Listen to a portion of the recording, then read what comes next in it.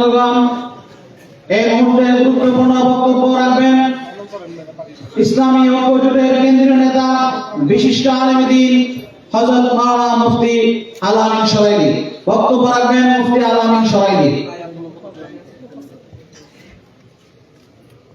عليكم ورحمة الله وبركاته. إن الحمد لله والصلاة والسلام على رسول الله وعلى آله وأصحابه ومن والاه. أما بعد فأعوذ بالله من الشيطان الرجيم. بسم الله الرحمن الرحيم. ألا إن أولياء الله لا خوف عليهم ولا هم يحزنون. وقال النبي صلى الله عليه وسلم: من عاد لي وليا فقد آذنته بالحرب. أو كما قال النبي صلى الله عليه وسلم. মঞ্চ উপবিষ্ট আমার শ্রদ্ধাভাজন উস্তাদ মুহতারাম আল্লামা মুফতি সাখাওয়াত হোসেন রাজি, উপবিষ্ট সম্মানিত সংগ্রামী সভাপতি সহ দিগর উলামায়ে কেরাম, আল্লাহ রাসূল সাল্লাল্লাহু আলাইহি ওয়াসাল্লাম যে বলেছেন, মান আদালি ওয়ালিয়ান ফাকাদ আযানতুহু বিল হক। আমার কোন ওলির সঙ্গে যদি কেউ যুদ্ধ ঘোষণা করে, আমার কোন ওলির সঙ্গে যদি কেউ দুশমনি রাখে, আমি তার বিরুদ্ধে যুদ্ধ ঘোষণা করি। আল্লাহর যুদ্ধে পরাজিত ব্যক্তি শেখ হাসিনাকে না দিতে আমরা বুঝতাম না। আমরা বুঝেছি আল্লাহর ওলির সঙ্গে যুদ্ধ ঘোষণা করলে তার কি ভয়াবহ পরিণত হয়। মুফতি আমিন রহমাতুল্লাহ আলাইহি যে একজন ওলি ছিলেন। আমি ছোট মানুষ, দীর্ঘদিন আলহামদুলিল্লাহ মুফতি আমিন রহমাতুল্লাহ আলাইহির খিদমত করার আল্লাহ তৌফিক দিয়েছেন। দীর্ঘদিন আমার দায়িত্ব ছিল দুপুরবেলা হুজুরকে বাসা থেকে নিয়ে আসা এবং রাতে হুজুরকে আবার বাসায় দিয়ে আসা।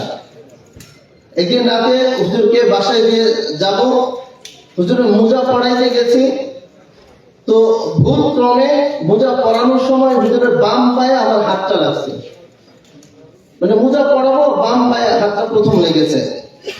হুজুর এমন একটা ধমক দিয়েছেন যে একটা পড়া এখনো মোজা সুন্নত বুঝো না, মানে মোজা পড়তে হবে ডান পায়ে, তুমি আমার বাম পায়ে হাত দিয়েছ। তো মুফতি আমিন রহমাতুল্লাহ আলাইহি প্রত্যেকটা সুন্নতের বেলায় এত বেশি খেয়াল রাখতেন যে একটা মোজা পড়ানো হচ্ছে, সেখানেও ডান পায়ের মোজাটা আগে না পড়ে বাম পায়ে আমার পায়ে একটু হাত দিল। মুফতি আমিন রহমাতুল্লাহ আলাইহি ইবাদতের ময়দানে কেমন ছিল। একবার 3 দিনের সফরে প্রায় আমরা হাটাজারি সহ বড় বড় প্রোগ্রামগুলিতে, সেখানে হুজুর আমাকে নিয়ে গিয়েছিলেন হুজুরের সাথে। তো প্রোগ্রাম শেষ করে রাত 12টার পরে দারুল মাআরিফে হুজুর আরাম করবেন। তো হুজুর আমাকে বললেন, আলামিন একটু ঘুমাবো, আমাকে তুমি 3:45 দিকে একটু জায়গায় দিও। তো হুজুর একটা মোটা মোবাইল ছিল তখন, মোবাইলে অ্যালার্ম দিয়ে আমি একেবারে হুজুরের পাশ দরজার পাশে শুয়েছি।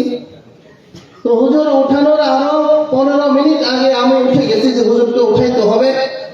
আল্লাহ, আজকে উলামায়ে কেরামের সামনে বলছি, আমি রেডি হয়েছি, হুজুরের রুমে যাব, হুজুরকে ডাক দেব, হুজুর উঠবেন, তাহাজ্জুদ পড়বেন। আমি গিয়ে দেখি হুজুর রীতিমতো নামাজে দাঁড়িয়ে কোরআনুল কারীম তেলাওয়াত করছেন। এই ছিল মুফতি আমিন রাহিমাহুল্লাহ।